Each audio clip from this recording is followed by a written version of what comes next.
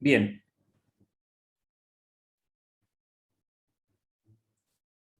Bien. Y vamos con lo de la red neuronal. En la red neuronal, el elemento básico de la red neuronal es una neurona o perceptrón, se denomina. Viene a emular de alguna manera muy precaria el funcionamiento de una de las neuronas nuestras, donde tenemos el núcleo, las dendritas y el axón, ¿sí? En este caso, la neurona o el perceptrón es una función lineal donde tenemos distintas señales de entrada, pesos, que vendrían siendo el equivalente a los pesos sinápticos de las dendritas, una función sumadora en este caso, y al final una función de activación que ya vamos a ver cuál es su funcionamiento, digamos, en todo esto de lo que es el perceptrón. Ante distintas señales de entradas, que pueden ser binarias o analógicas, las ponderamos con un peso que la red neuronal se encarga de determinar por sí sola, ya vamos a ver cómo.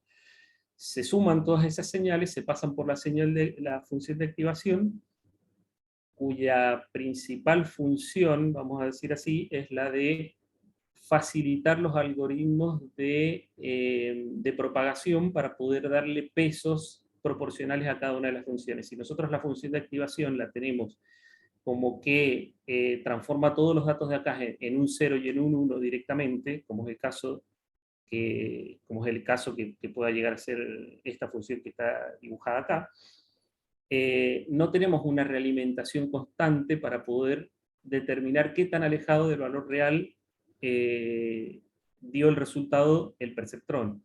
Entonces, en vez de una función de activación 0,1, lo que se hace es una función de activación, por ejemplo, sigmoide, como es la que se demuestra acá abajo. Entonces, te da un valor 0 si el resultado es suficientemente negativo y un valor 1 si el resultado es suficientemente positivo, pero en una gama de valores intermedios yo tengo un valor análogo entre 0 y 1, que me permiten hacer esta realimentación y poder determinar los pesos para aproximar la salida más a lo que yo quiero. Esa función de activación, en este caso es la sigmoide, pero puede estar la función tangente hiperbólica, la función ReLU, hay muchas funciones según lo que uno quiera modelar, ¿no? Para algunas se desempeñan mejor un tipo de funciones, para otras la función de activación es mejor que sea otro tipo de función de activación. Ahora, la pregunta básica es, ¿qué utilidad tiene un perceptrón? Y así como se ve sola, no tiene mucha utilidad. Sin embargo, al final de la presentación vamos a ver que una aplicación bastante interesante, donde con una sola neurona se puede marcar la diferencia entre ganar y perder. Así que imagínense la diferencia que puede ser, o lo que puede llegar a lograr una red neuronal, ¿sí? Ya lo vamos a ver al final. Acá este ejemplo es bastante claro, cómo es que se hace, por ejemplo, para la detección de la clasificación esto de perros y gatos. Siempre una red neuronal tiene una capa de entrada, una capa de salida y una o más capas ocultas, ¿sí? O pueden no existir las capas ocultas. La cantidad de perceptrones que tenga la capa oculta, como la cantidad de niveles de capa oculta, es configurable. Uno puede poner un perceptrón en una capa oculta, o puede tener muchos perceptrones con una capa oculta o con muchas capas ocultas. Acá vemos, por ejemplo, cómo es que se hace para que la red neuronal pueda detectar, por ejemplo, la escritura de un número escrito a mano. Entonces acá abajo están viendo esa animación, ¿no es cierto? No sé si con la... Sí, se ve. Bien. Ahí el número 9, lo que se hace es serializar toda la información según la cantidad de píxeles de ese número escrito a mano. Eso se usa como dato para la capa de entrada, se procesa por las distintas capas ocultas y termina sacando en una respuesta de capa de salida entre 0 y 9 cuál es el número que corresponde según la detección que hizo el algoritmo. Lo bueno de esto es que el 9 no tiene que ser perfectamente dibujado como cuando se entrenó, sino que admite muchas diferencias, porque cada capa se encarga de detectar una parte del número, ¿sí? Y la suma de todas es la que me termina diciendo, estas características determinan que esto sea un 9. Lo bueno de las redes neuronales y los algoritmos Machine Learning es que pueden llegar a sacar información que nosotros a simple vista no vemos. En este número es muy fácil, pero cuando vos tenés una serie de datos muy completos, muy extensos, como es Big Data, las redes neuronales te pueden sacar información oculta de todo ese patrón de datos, donde si lo tuviésemos que hacer nosotros prácticamente pasa desapercibido. Y los algoritmos de Machine Learning para eso son especiales.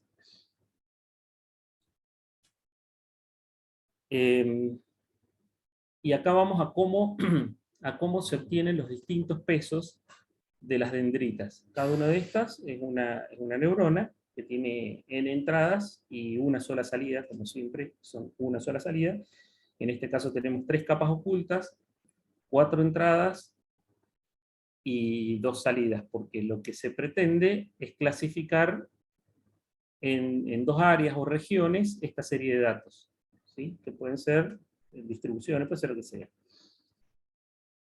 ¿Cómo hace para obtener los distintos pesos de cada una de las dendritas? Hay muchas técnicas. Una de ellas es la propagación hacia atrás, donde es un método de cálculo de estos pesos, donde, el método de cálculo se utiliza la salida, el error que se obtiene de la salida, se va propagando hacia atrás y se le va dando distintos pesos a las entradas para poder modificar la salida con el fin de minimizar el error, ¿sí? Es un ciclo de propagación, adaptación de dos fases, donde una vez que se aplica, una vez que se ha aplicado un patrón a la entrada de la red como estímulo, este patrón se propaga desde la primera capa hasta las capas siguientes de la red hasta generar una salida. La señal de salida se compara con la salida deseada y se calcula la señal de error para cada una de esas salidas que tenemos. Entonces las salidas de error se propagan, como el nombre lo dice, de backpropagation, el algoritmo, hacia atrás, partiendo de la capa de salidas a todas las neuronas de la capa oculta, que realmente aportan a que esa salida tenga el valor que terminó dando ese error. Sin embargo, las neuronas de la capa oculta solo reciben una parte una fracción de la señal total del error, basándose aproximadamente en la contribución relativa que hizo cada una de las neuronas aportando al resultado final. Es decir, esta neurona, en este caso, ha contribuido, el espesor de la línea denota cuánto es la contribución hacia el resultado final. Esta neurona para este resultado ha contribuido de manera determinada, entonces si yo quiero quizás minimizar el efecto de esta salida, lo que tengo que hacer es actuar más sobre esta neurona y sobre esta antes que en esta, porque esta tiene un aporte mucho menor. Entonces el algoritmo de backpropagation va a intentar minimizar el error variándole los pesos a estas 2 neuronas antes que a esta. Y si quiere el efecto contrario, bueno, lo hará al revés, hasta que logre que la señal recibida se aproxime tanto, con la señal final se aproxime tanto, cosa que el error sea el mínimo posible. Ahí vamos a ver enseguida cómo lo hace con un ejemplo, práctico. De la misma manera se entrenan redes neuronales para actuar según secuencias, ¿sí? Acá tenemos, por ejemplo, una red neuronal donde ha hecho un aprendizaje y ha determinado, por ejemplo, el funcionamiento de la función hora exclusiva, ¿sí? Donde la única posibilidad de salida 1 es cuando una de las 2 entradas sea 1. acá se ve fácilmente, esta es una aplicación de Android, que si ustedes la pueden bajar, ahí vamos a ver enseguida. Acá vemos que tiene dos entradas, que son estas dos entradas que están acá. Tenemos dos neuronas en la capa interior, y una en la capa oculta, y una neurona en la capa de salida. Como dijimos que las neuronas son funciones lineales, más allá de que tengan al final una función de activación, son combinaciones lineales de las señales de entrada, variadas por un peso determinado. Entonces, la variable 1 por el peso 1 más la variable 2 por el peso 2, esa es la función que está metida dentro de esta neurona. Como son funciones lineales, vemos que una de ellas se va a encargar de trazar una región lineal entre lo que es lo lila y lo verde, y otra neurona se va a encargar de lo que es trazar otra región entre lo que es lo lila y lo verde, y de esa manera yo tengo las dos respuestas determinadas según las funciones de entrada, donde el universo me daría como salida un 1, y todo lo que es lila daría como respuesta un 0. Pero acá lo que se ve es que cada neurona se encarga de una división de los datos de manera lineal, ¿sí? Si yo quito una de estas neuronas, probablemente este valor que está acá, que es el 1, 1, me lo va a terminar respondiendo como un 1, por lo cual haría una función OR en vez de una XOR, ¿sí? Si quito una de estas funciones lineales. Bueno, entonces ahí esta es la aplicación que yo les comentaba, que es esa que está ahí. Fíjense que acá en este ejemplo, inclusive que está la captura de pantalla, vemos que son 4 neuronas en la capa oculta, y vemos que evidentemente el área gráfica está dividida en 4 zonas, ¿sí? Porque cada una se encarga de trazar, digamos, ahí tenemos una, ahí tenemos otra, ahí tenemos otra, ahí tenemos otra, función lineal que se encarga de dividir el plano de respuesta en dos partes. Lo que nosotros vimos recién, acá hay una página web donde se puede experimentar con las redes neuronales. Uno le puede decir las entradas que quiere, la cantidad de capas ocultas que tiene, cuántas neuronas de cada capa oculta, y tener la salida. En este caso, yo puse una salida de este tipo de datos, ¿sí? Ahí vemos que se le pueden activar errores. El error es cuánto se mezclan los datos entre sí. Fíjense que no están tan definidos cuáles son los puntos azules y los puntos lila, y ahí tengo bien claras las regiones divididas, o por lo menos más fáciles de entender. Y lo que yo pretendo de esta red neuronal es que me trace dos sectores clasificándome estos datos que tengo acá. Entonces yo esperaría que acá me haga un círculo y decir todo lo que está dentro de este círculo pertenece a la gama de los azules, y todo lo que está del círculo para afuera está en la gama de los celestes. Bueno, acá arriba van a ver ustedes una gráfica donde a medida que va aprendiendo, va haciendo la función de error, la va minimizando hasta llegar a una función estable, donde los pesos de cada una de las entradas de los perceptrones no se ven modificados. Si yo le pongo run, ustedes ven acá la función cómo va minimizando el error, puede o no encontrar un resultado. Vamos a hacer ahí lo termino encontrando. Fíjense que hubo todo un tiempo mientras andaba buscando los pesos, y ahora ya termina encontrando las dos regiones de manera interactiva. Vemos cómo contribuye cada una de las capas. Fíjense que esta primera me hace la división de esa zona, esta me hace esa división, y esta otra hace esta división que está acá, y de alguna manera es como que determina un triángulo. Ya con un triángulo yo podría clasificar estos datos. Ya si le agrego más neuronas, vamos a ver que va a ser mucho más fácil para el algoritmo encontrar la solución, porque se aproxima más a un círculo. Inclusive en el resultado final vamos a ver que se termina pareciendo más a un círculo que a un triángulo como recién. Ahora bien, si yo elimino y pongo dos neuronas, voy a tener una clasificación que nunca voy a poder llegar a un resultado esperado porque es insuficiente la cantidad de fronteras que pueden definir las neuronas. ¿Está? Por lo menos con este tipo de funciones. Los algoritmos, yo puedo agregarle más neuronas, más capas internas, y también llegar a un resultado más o menos rápido, pero en eso lo que estoy haciendo es complejizando el algoritmo y puedo hacer que consuma mucho más recursos de los indicados. Inclusive, al agregar más neuronas quizás no puedo llegar al resultado esperado, porque justamente las primeras que me lo clasifican son insuficientes, pero ahí ven que la región se aproxima bastante más. Lamentablemente los algoritmos no están diseñados para determinar la cantidad de capas ocultas ni la cantidad de neuronas de cada capa, sino que eso sí lo tiene que ser el ingeniero de datos, que es el que se encarga de modelar primeramente la red neuronal para resolver un problema específico, un tipo de problema específico.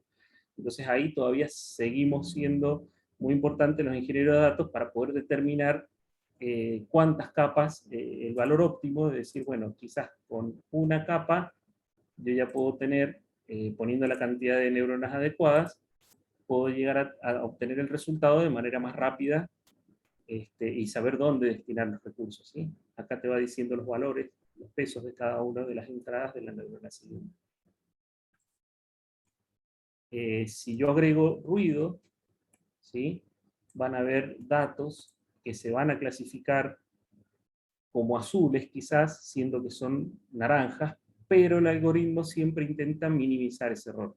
¿Sí? Para lo cual ahí sí quizás yo tengo que agregar más neuronas y empezar a jugar de manera distinta para que todos los datos míos queden clasificados como yo los espero, ¿sí? Teniendo el mínimo error.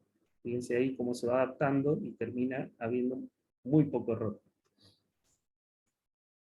En este otro ejemplo vemos un caso bastante más complejo, donde lo que yo quiero clasificar o determinar son dos regiones, pero los datos acá tienen este comportamiento gráfico, ¿sí? Son espirales concéntricas. Uno esperaría que hiciera una especie de túnel en el naranja hasta acá, y otro túnel en los azules hasta acá, continuando, ¿sí? Para este caso, el algoritmo empieza a buscar la forma de clasificar ambas regiones, y vemos que una vez que encuentra la función de ruido, se empieza a estabilizar recién cuando todos los datos los pudo clasificar de una manera determinada, y es curioso cómo determina que en esta parte de afuera, de acá para abajo es todo azul, y de acá para arriba es todo naranja, y no continúa la espiral como uno hubiese esperado, ¿sí? Porque uno como que tiene tendencia, ¿no? Si viene espiral, viene espiral, viene espiral, bueno, sigue espiral, el área concéntrica. Sin embargo, el algoritmo termina determinando a partir de acá, todo esto hacia abajo va a ser azul. Esas son cosas que a veces los algoritmos te sacan información de los datos que a lo mejor nosotros de manera subjetiva los vemos de otra forma, ¿no? Porque estamos influenciados por los datos, ¿sí? Fíjense que siempre termina como dos regiones, ¿no? La superior y la inferior, con todas las particularidades del centro. Acá usamos otro tipo de funciones, porque ya las lineales serían muy difíciles de clasificar, y vemos las distintas regiones que usa el algoritmo, los distintos pesos, para poder llegar a la determinación de las dos regiones.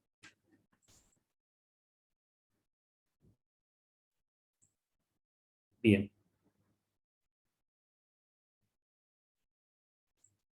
Un segundito que encuentro la presentación. Bien. Los algoritmos de Machine Learning, hay mucho desarrollado, muchas bibliotecas por todos lados hay. Yo en particular estoy usando mucho estas de esta página web en particular, donde tiene muchísimos algoritmos de distintos tipos según lo que queremos hacer, si regresión, reducción de dimensionalidad. Reducción de dimensionalidad es cuando tenemos muchas variables de entradas, pero no todas aportan de una manera útil al resultado. Entonces hay algoritmos que se encargan de decir, de todas estas variables de entrada, todas estas podés prescindir y quedarte con estas 3, 4, 5, que son las que más aportan a la respuesta que vos querés. Eso es reducción de dimensionalidad.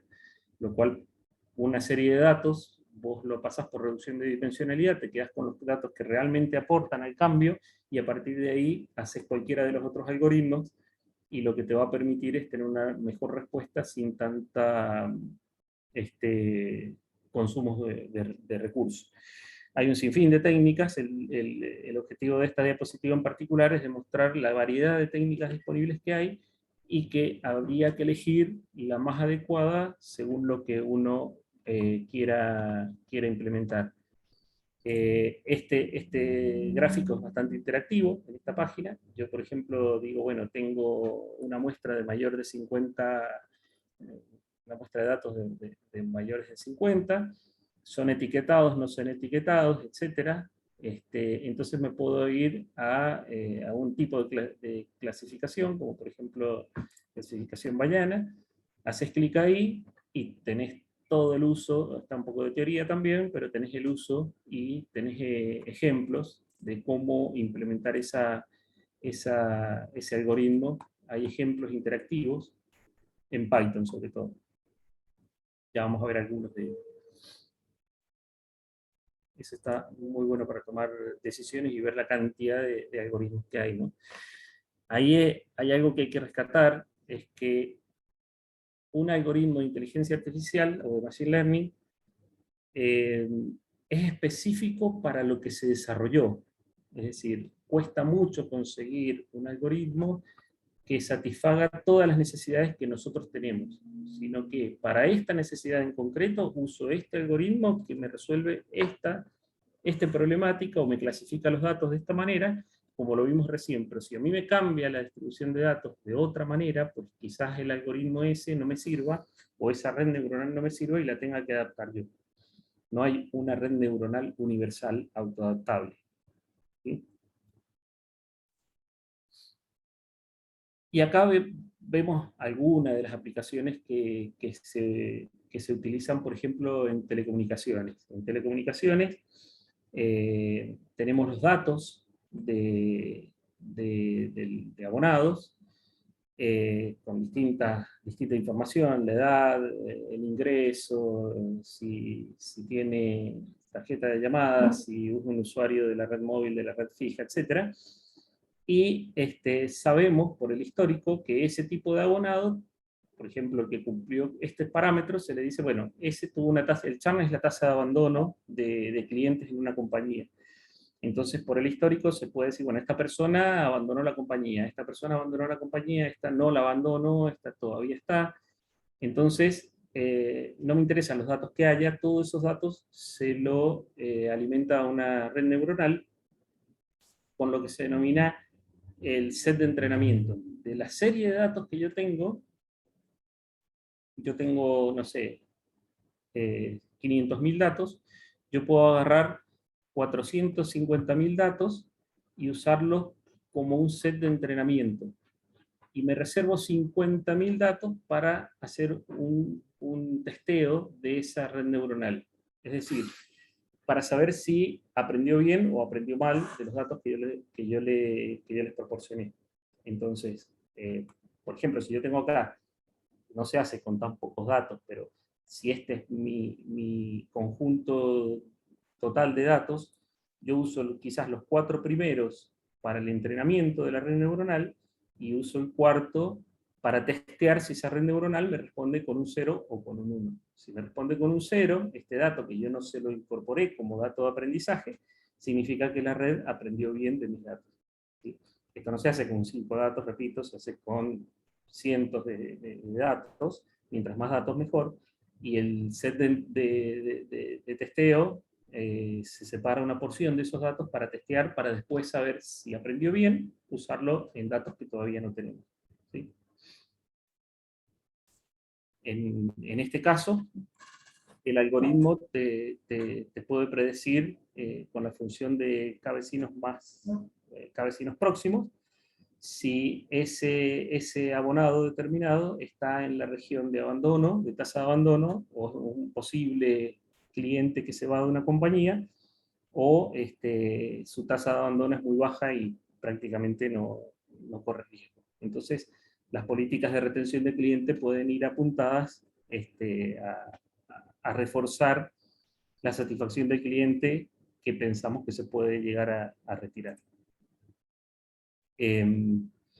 Bueno, en telecomunicaciones hay muchos datos, ¿sí? que se pueden colectar con esa función y lograr tener un resumen de la tasa de abandono de esos clientes. Se hacen clasificaciones según la edad, género, las bandas que utiliza, toda esa información. Google sabe más que nadie que es todo dato que puede servir para poder fortalecer la retención de un cliente.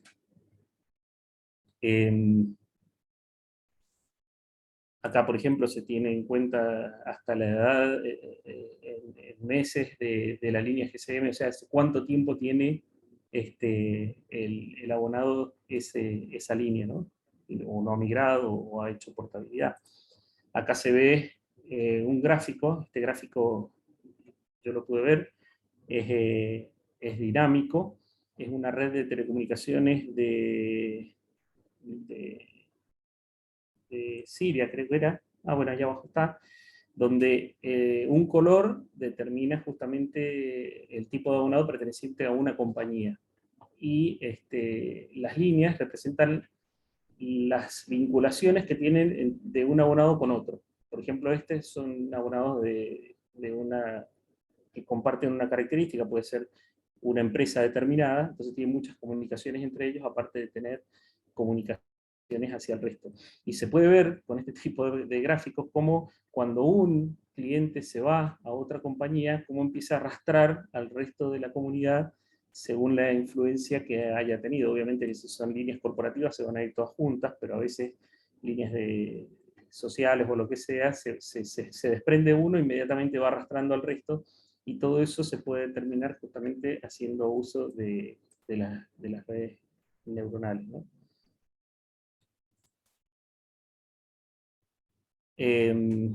Aplicaciones en telecomunicaciones en lo que hace a gestión de red, donde vemos que más allá de los avances en las herramientas de gestión y operación de red, igual es muy complicada gestionar una red hoy en día. Las fallas en la red aún son mayormente ocasionadas debido a errores humanos.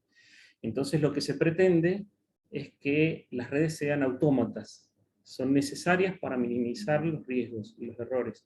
Necesitamos redes que sean autoconfigurables, autorremediables, autooptimizables y que se autoprotejan ante problemas o ataques del exterior.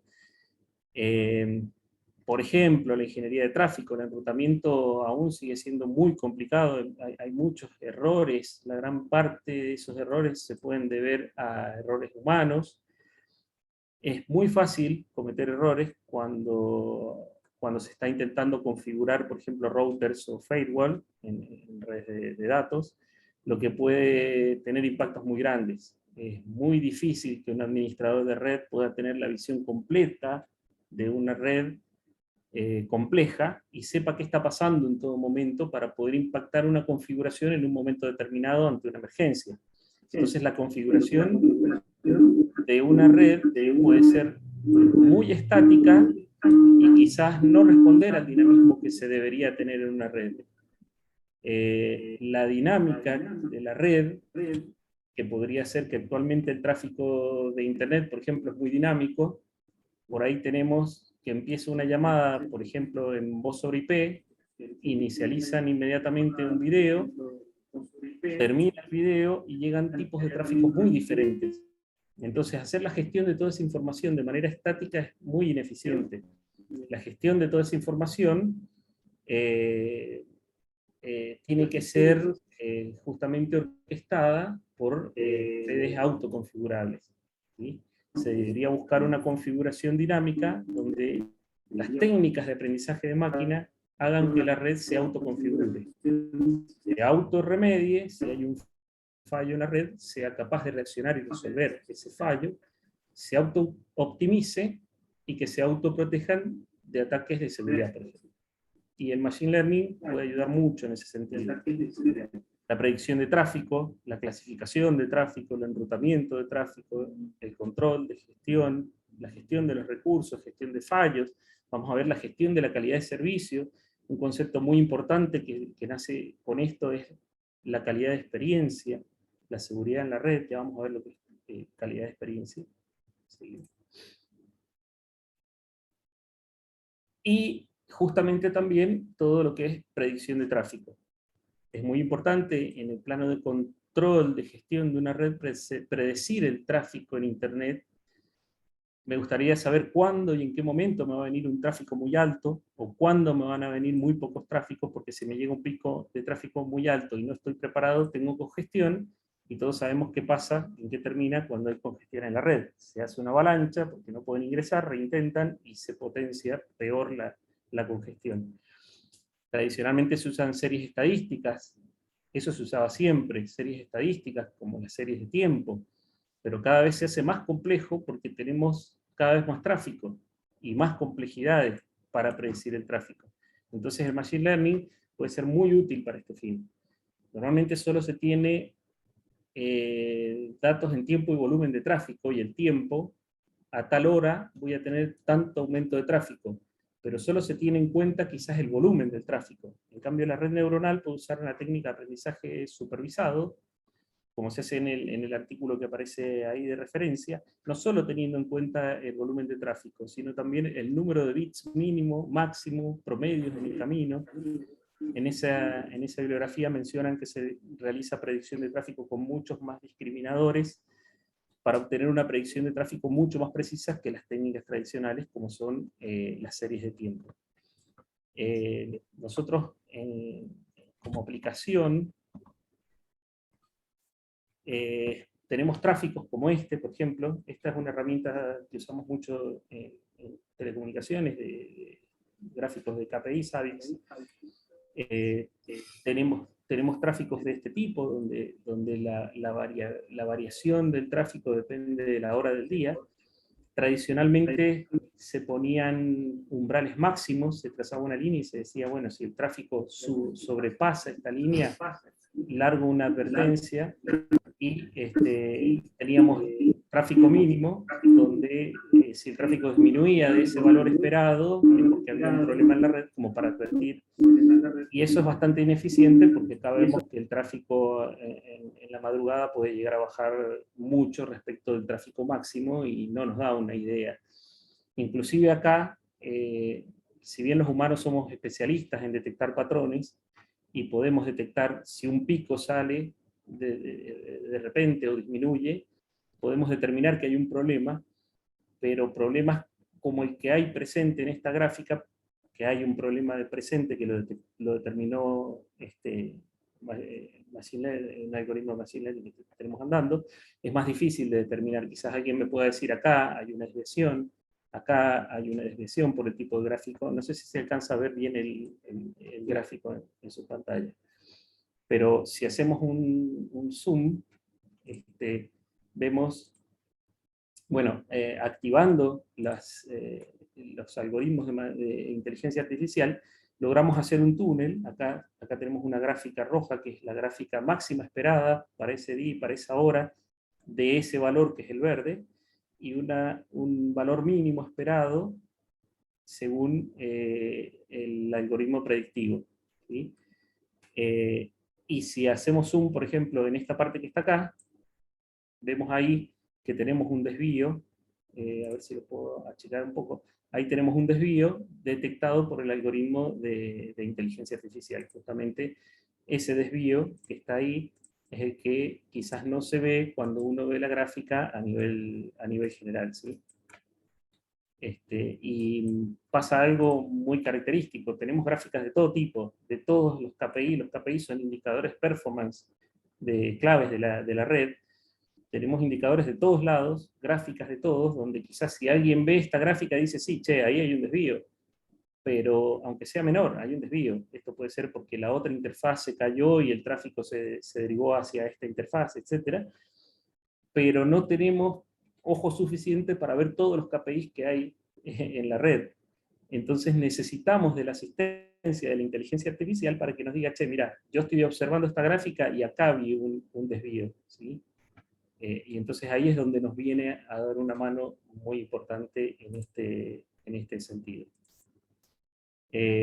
Vemos que, por ejemplo, esta misma interfase que tiene este comportamiento en la etapa de en la interfase de salida, tiene un comportamiento muy distinto en lo que es la interfase de entrada. Tiene otra gráfica, otra forma de comportamiento, ¿sí?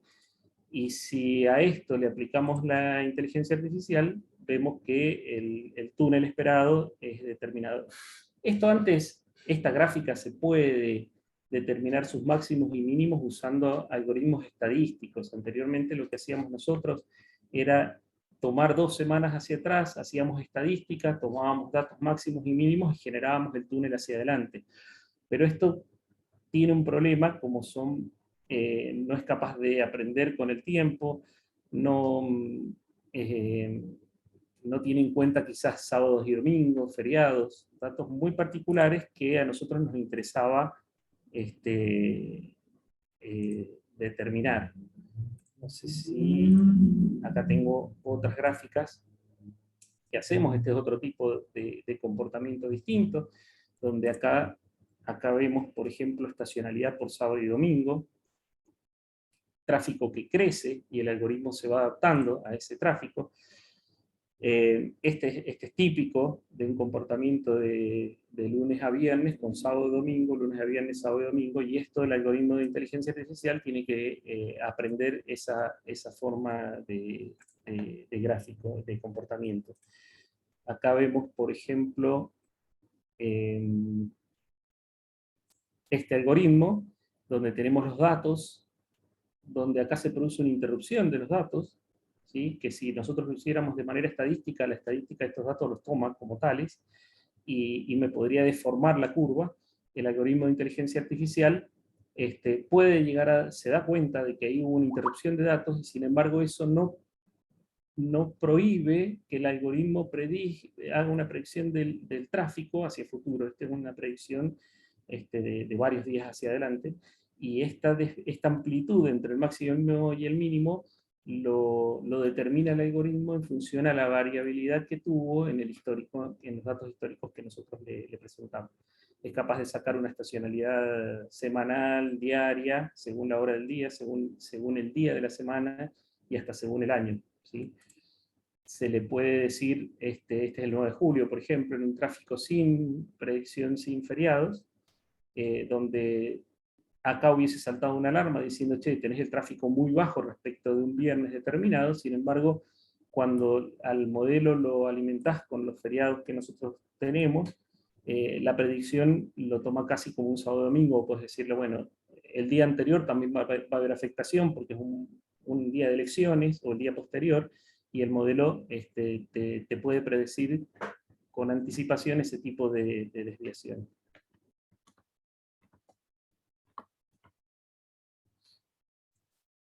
Acá vemos otro tipo de tráfico que venía periódico, de lunes a viernes, sábado y domingo. Fíjense cómo la predicción de sábado y domingo disminuye. Si esto lo ampliamos, podemos ver cómo el mínimo esperado, a ver si logro tener la respuesta del servidor acá. Bueno, no lo alcanzo a ampliar, tengo los datos bastante bajos, parece. El mínimo acá, la línea azul, está más próxima al cero el sábado y domingo que un día de semana, donde sí tiene dibujo. Y acá vemos que hubieron cambios, en esta época se estuvo haciendo migración de tráfico de un servidor a otro, y este día aumentó mucho el tráfico acá, y vemos cómo el algoritmo ya empieza, más allá de que haya detectado ese pico, empieza a predecir que puede llegar a haber un aumento de tráfico. Acá volvimos a hacer una intervención nosotros, y ya el algoritmo me toma como que este aumento de tráfico ya lo considera normal respecto de todo lo que pasó en el histórico. Evidentemente acá hubo una migración mucho más grande, se disparó, porque esto disparó una alarma, pero ya el algoritmo empezó a comprender que había modificaciones naturales y la curva la empezó a dibujar en función a lo esperado. ¿Sí? Bien.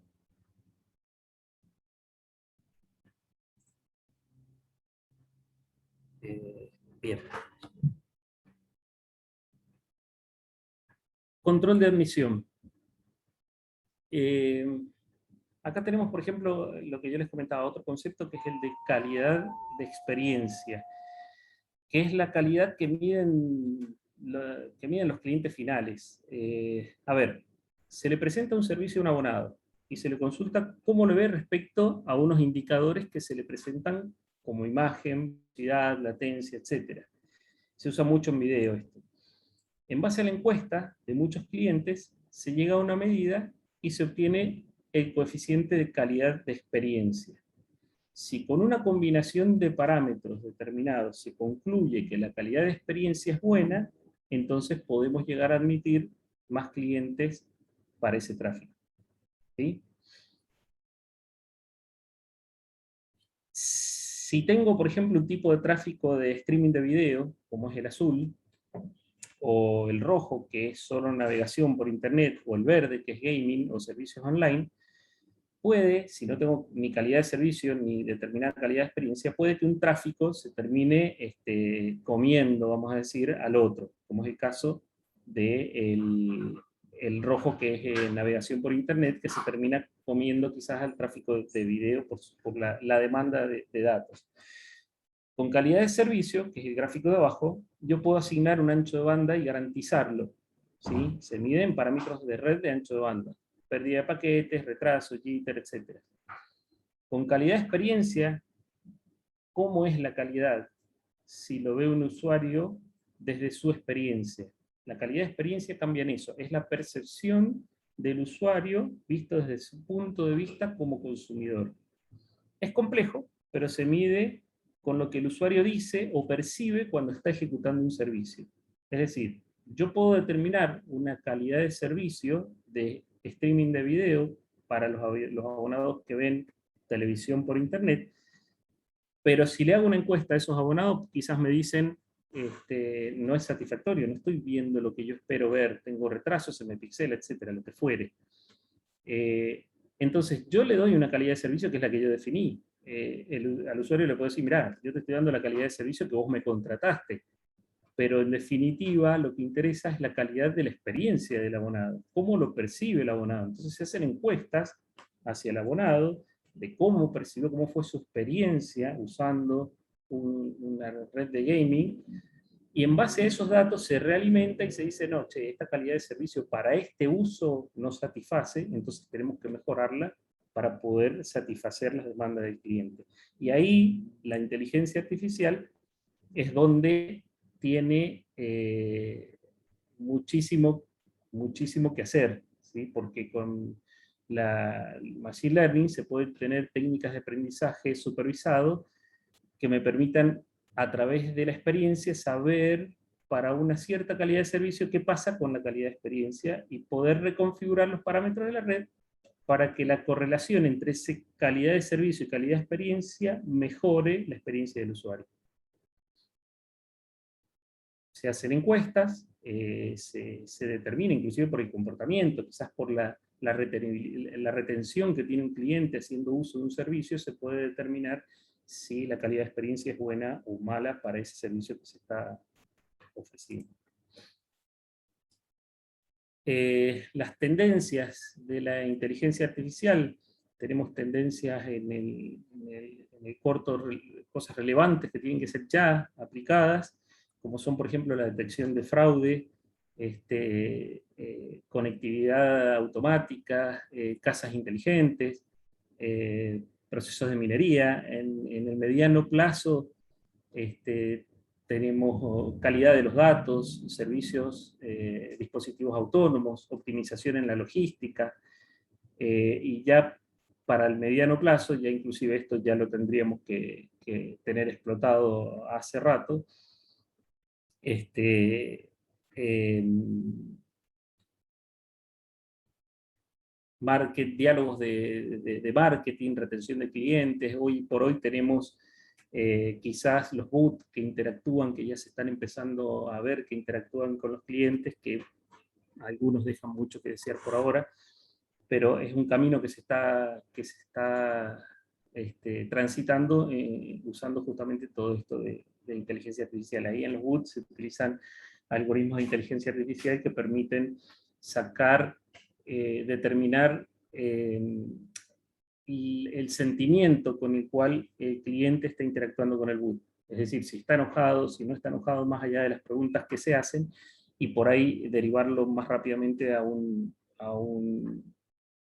una persona que lo atienda o que haga una retención del abonado en función al diálogo que se está teniendo. Bueno, detección de fraude, ya lo dije, asistentes digitales, ciberseguridad, todo lo que es la red 5G no se concibe sin una inteligencia artificial usando algoritmos de machine learning que permitan orquestar la red de manera inteligente. Eso a mediano o largo plazo, porque en las instancias en las que estamos ahora se están sentando las bases para poder hacer que las redes se autoconfiguren, y en caso de que, por ejemplo, si tenemos un aumento explosivo de clientes, los equipos de core, por ejemplo, se replican automáticamente y dan servicio a esos clientes, y si disminuye la demanda, liberar esos recursos para darle paso en el data center a otros equipamientos, ¿no? Nosotros veíamos con los chicos la semana pasada cómo la virtualización ya está presente, y todo lo que eran equipos bare metal o equipos físicos, donde antes para hacer un crecimiento tenías toda una logística de materiales, tener que instalar para recién poner en funcionamiento un equipo quizás 2 meses después de haberlo disparado el crecimiento, y con la virtualización de esos mismos equipos directamente el crecimiento es instantáneo. Entonces, de ahí al siguiente paso, que es la autoconfiguración de las redes, es lo que sigue, digamos, hacer eso. Y eso como paso previo al nacimiento de las redes 5G auto-orquestadas, que ya ya tienen nacimiento. La red 5G ya está en etapa de testing, pero lo que se pretende es justamente esto, de una orquestación autónoma. Otra aplicación, mantenimiento predictivo de telcos, donde ahora tiene sentido todo esto de justamente Big Data, conseguir la mayor cantidad de información posible, y después el algoritmo va a ver si esos datos son útiles o no. Entonces, los datos adquiridos van a permitir o permiten monitorear el estado del equipamiento, anticipándonos a fallas basadas en patrones descubiertos activamente por la inteligencia artificial. Como les decía recién, quizás toda esa cantidad de datos es abrumadora para una persona, pero para los algoritmos es totalmente factible sacar información de todo ese Big Data. Y como decíamos, bueno, justamente las redes 5G no se conciben sin la virtualización de los componentes que permiten operar la red, y ello implica la orquestación de estos componentes para satisfacer la demanda de los clientes.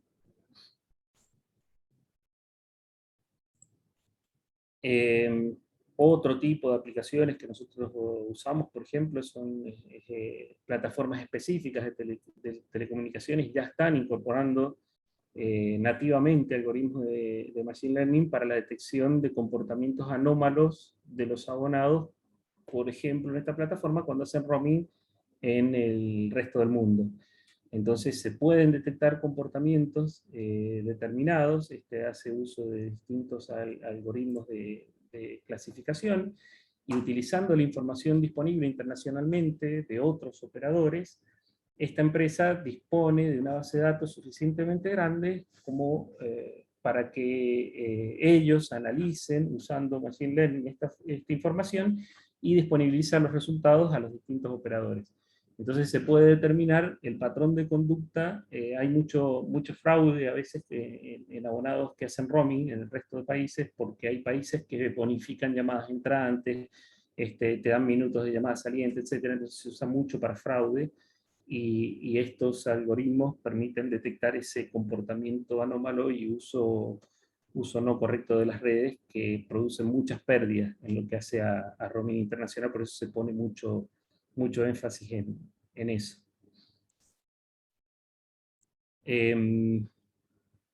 Otra de las cosas que se está utilizando mucho es en la predicción, en la detección temprana de sismos, utilizando los acelerómetros de los móviles. Nosotros en todos los smartphones, en la mayoría, tenemos acelerómetros, y esos acelerómetros lanzan un patrón determinado ante un movimiento sísmico. La mayoría quizás lo tenemos arriba de una mesa. Esa mesa, más allá de que recibe vibraciones, cuando se produce un sismo, muchos móviles de una misma zona reportan un patrón conocido. Ese análisis de datos, haciendo uso de la inteligencia artificial, pueden predecir que se trata, esa vibración, que se trata de, en una zona determinada, de un movimiento sísmico, y poder alertar a los otros usuarios que están cerca o no de esa zona que se está produciendo un sismo, y poder ganar quizás algunos segundos para poder tomar las medidas adecuadas. Google ya lo hace, utiliza los acelerómetros de los Android y la inteligencia artificial para poder determinar cuándo se produce un sismo y alertar a los dispositivos, como les decía, cercanos o alejados de la ocurrencia de ese fenómeno.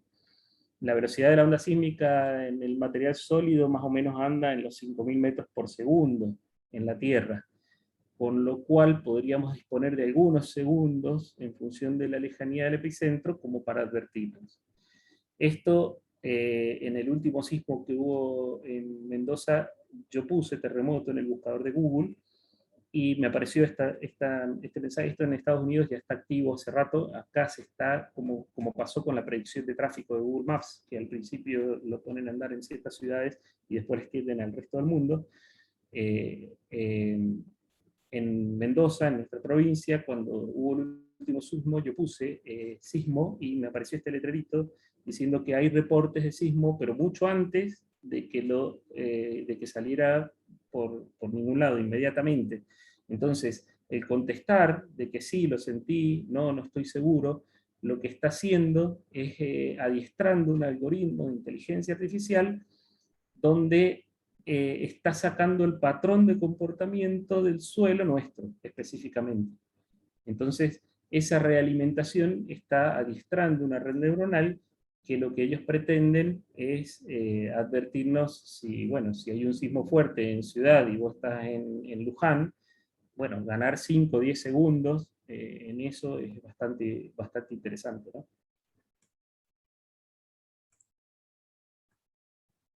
Después, otra de las aplicaciones que podemos encontrar es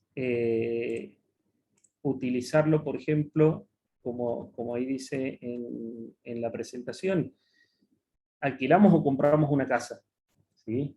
En esta página web se hace un planteo genérico para obtener resultados y tomar la mejor decisión dada nuestra condición actual.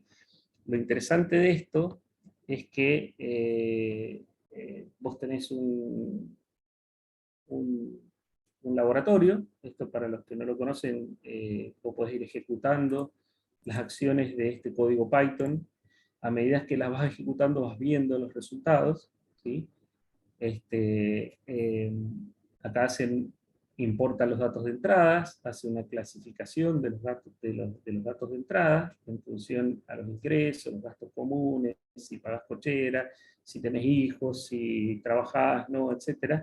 Te hace una descripción de los datos. Todo esto, la ética de datos, la ciencia de datos lo hace, lo utiliza para describir los datos propiamente dichos. Procesa los datos, y en base a eso, a cuánto cuesta financiar o no, y a la serie de datos que nosotros le damos, y a la decisión que tomaron todos estos datos anteriores, si con esos ingresos, esos ahorros, esa financiación y ese gasto, los hijos, etcétera, decidió comprar o no una vivienda, te saca una predicción, te hace una descripción de los datos, y te determina si justamente vos con tus ingresos y esas condiciones podés llegar o no, si te conviene más alquilar o comprar una vivienda. Se usan muchas otras cosas en leasing, que es alquiler con opción a compra. Lo que hace es intentar clasificar los datos en regiones y decir, bueno, sí, te conviene esto o te conviene lo otro, ¿sí? Los algoritmos están, son muy fáciles. Un algoritmo de inteligencia artificial en Python es tan fácil como importar su librería, y hacer la descripción de datos, y como el código propiamente dicho es esto que está acá, lo demás son todas descripciones, llegar a hacer la predicción, digamos.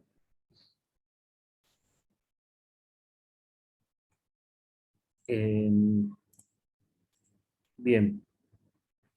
Otras aplicaciones, ahí dando vuelta también esta es una aplicación de Google, de Android, no de Google, de Android, donde está la funcionalidad de un perceptrón con muchas entradas, donde la idea de este pseudojuego es decir, vos presionas un botón, negativo, negativo, positivo, negativo, positivo, positivo, negativo, e intenta predecir cuál va a ser el próximo botón que vos vas a presionar.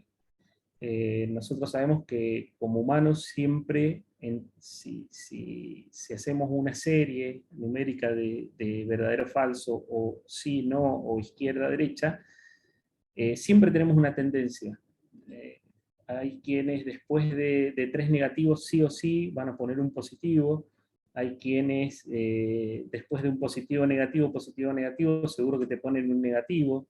Ese patrón, un perceptrón es capaz de determinarlo.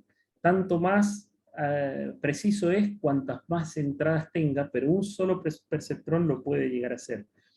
En este caso, yo lo que he hecho, porque si ustedes lo hacen, ya tienen el conocimiento y van a intentar hacer los datos lo más azaroso posible para intentar engañar al algoritmo, pero en este caso, por ejemplo, con un 80% de certeza, predijo que el próximo dato a ingresar iba a ser un negativo, por ejemplo. Yo esto lo he probado con, con niños, digamos, con gente que no tenga la madurez como para modificar su comportamiento, y decirles, bueno, escribí 01, 01, 01, 10, tan variables como vos quiera, elijo una secuencia del medio, justamente los datos de entrenamiento, y me dejo algunos datos, el que sigue me lo dejo como dato de testeo. Entonces, ingreso los datos de entrenamiento en el perceptrón y le digo cuál va a ser el siguiente dato. Y el siguiente dato, normalmente con una precisión del 80%, es el que predijo el perceptrón. Es muy interesante cómo una sola neurona te puede determinar un resultado. Y bueno, para finalizar, antes de las preguntas, si es que hay, la aplicación del perceptrón en deportes. Acá tenemos, por ejemplo, el machete de Lehmann, bueno, el arquero alemán fue clave para definir la serie de penales ante Argentina en la Copa del Mundo del 2006. Hoy en día esto es una pieza histórica que está exhibida en el Museo de Historia Contemporánea de Bonn, en Alemania. Ese insignificante papelito le permitió al equipo alemán pasar a semifinales de la Copa del Mundo en el 2006, después de derrotar a la selección argentina por penales. Lo vemos.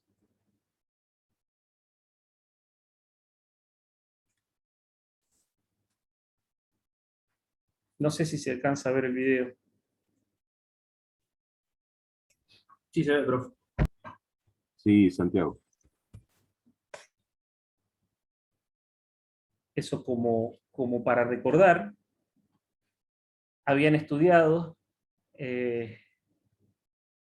los tiros de penal que habían hecho los distintos ejecutadores, justamente con un perceptrón, tranquilamente se puede hacer. Y él ya tenía un porcentaje muy alto del lado que iba a patear el ejecutor. Y esa aplicación tan insignificante, imagínense todo lo que se hace, bueno, y ya sabemos cómo es que está avanzando todo esto a un ritmo muy... ¿no? Bueno, eso era lo que tenía para presentarles. Espero que les haya sido interesante. Sobre todo pretende ser un disparador de qué es lo que es la inteligencia artificial, el machine learning, y que los aliente a continuar por ese lado, que no es una tarea muy, muy difícil, que no está tan lejos del alcance. Todos los algoritmos están, las predicciones que nosotros hacemos, donde yo estoy trabajando, son tan o mejores de buenas de los que la hace un Elasticsearch, por ejemplo, con la posibilidad de que nosotros podemos parametrizar todos los datos, y estas herramientas lo traen enlatado y no podés hacer demasiado. Y no estamos lejos de eso, se puede hacer con muy pocos recursos, hay que destinarle un poco de tiempo, y es hacia donde se va. El concepto de virtualización, programación, inteligencia artificial, son tres conceptos que yo creo que tendríamos que tener todos claros como ingenieros electrónicos, como profesionales, para poder desempeñarnos de cara al futuro próximo, inmediato. No sé si hay preguntas al respecto, si quedó claro. Era todo lo que tenía yo para presentarles. Si alguno tiene alguna pregunta, por favor. Ahí los invito a que abramos el audio. Sí.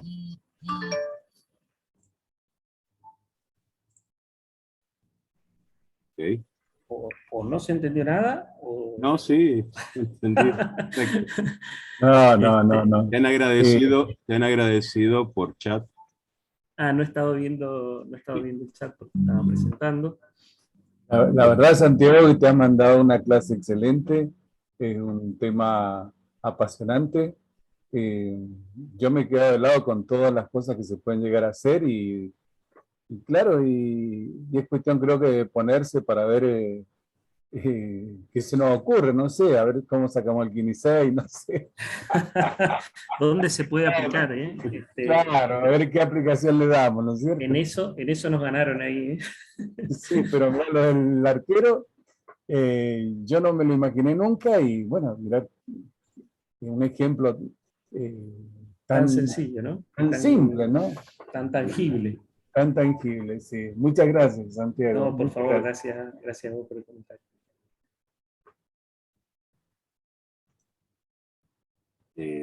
¿No hay preguntas? No. Bueno, muchísimas gracias. Como titular de la Cátedra de Red de Comunicaciones Móviles, realmente me encuentro muy contento por la participación de todos ustedes, obviamente. Y esta es nuestra primera clase pública, y es la primera clase pública también del departamento electrónico. Esto fue una propuesta que se hizo el año pasado y bueno, la estamos llevando a cabo este año. El año pasado no se pudo hacer. Así que bueno, espero que haya sido de su agrado la presentación y los esperaremos en la próxima clase pública. Vamos a hacer esperemos que hagamos varias. El año que viene también. Está bien. Específicamente. Un aplauso para Santiago. Por supuesto que sí. Gracias. Para ustedes.